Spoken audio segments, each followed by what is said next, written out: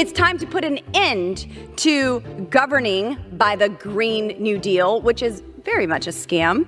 And the first step is to get rid of Administrator Reagan. Lauren Boebert has gone so far off the rails that her own party can't even defend her. And not only can they not defend her, but they're actively speaking up against the things that she's calling for. So Bobos,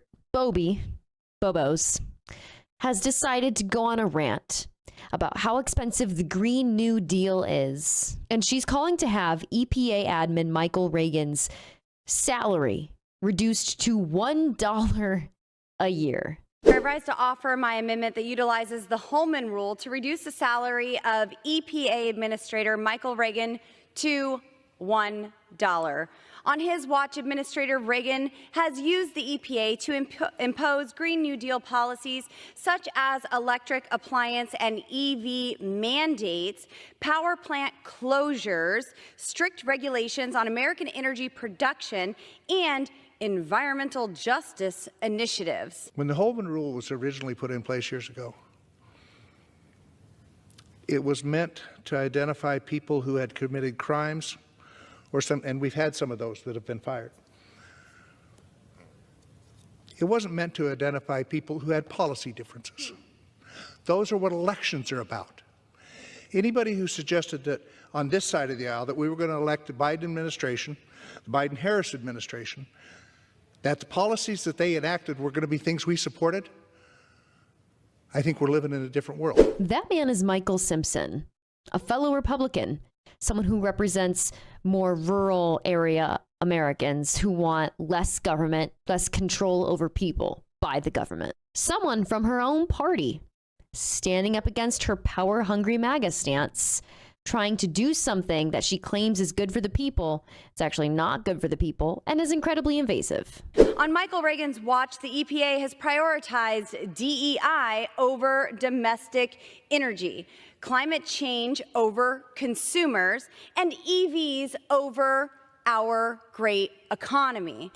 Calling out and blaming DEI and policy differences for the reason that you want to enact something that was created to root out people who committed crimes for your own personal benefit because their policies don't align with yours is sinister and it's gross.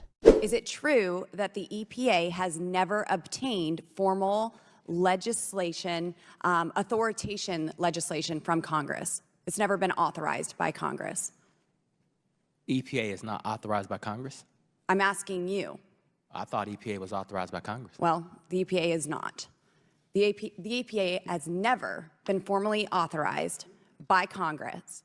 However, this agency has imposed over $1.3 trillion in regulatory costs since the Biden regime took office. It's just shocking. You spend so much time with our regional staff and regional administration and Region 8 and have such productive conversations about how we're doing things for your district and your state, and then you take this microphone and you I've also seen the coal plants that have been decommissioned in my state. 100% we should not I've seen the energy regulations that have regulated my district into poverty.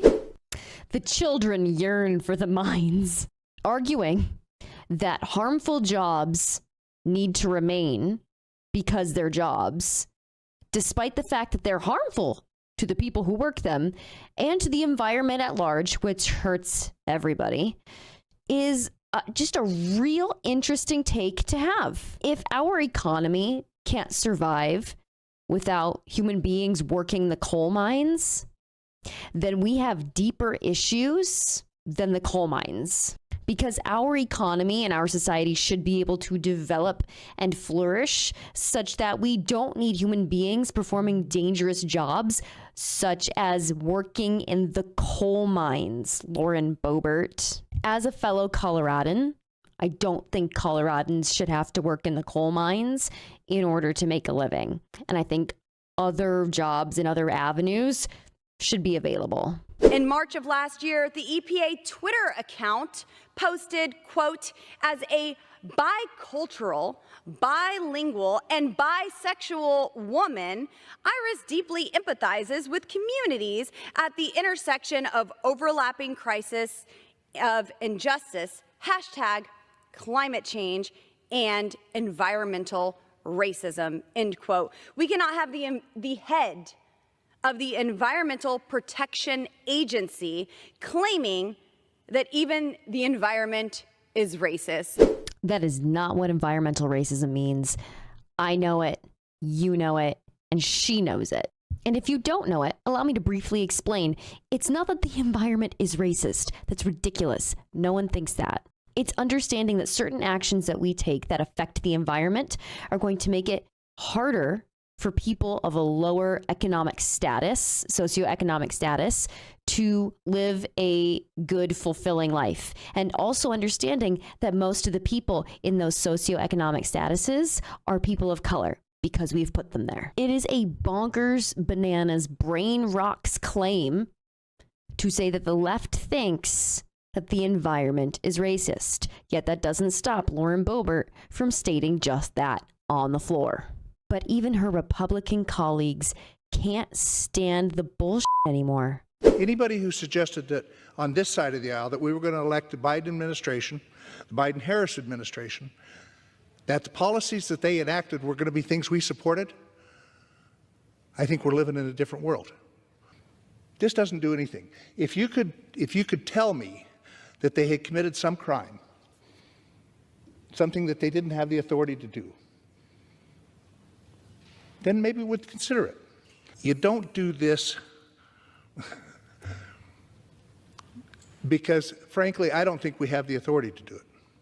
I don't think we have and this is essentially firing. When you reduce the salary to $1, you're firing the individual. I don't think we have that authority. So unless you can show me that they have done something illegal, high crimes or misdemeanors, something like that, I think this is silly. Boebert is just trying to use loopholes to get rid of people she doesn't like, people she doesn't agree with, people whose policies upset her because they don't match her corporate donors' ideas of what should be. And even her own party is tired of her constant wasting of time with shenanigans like this. And it was nice to see her get read by a fellow Republican instead of someone like me for once.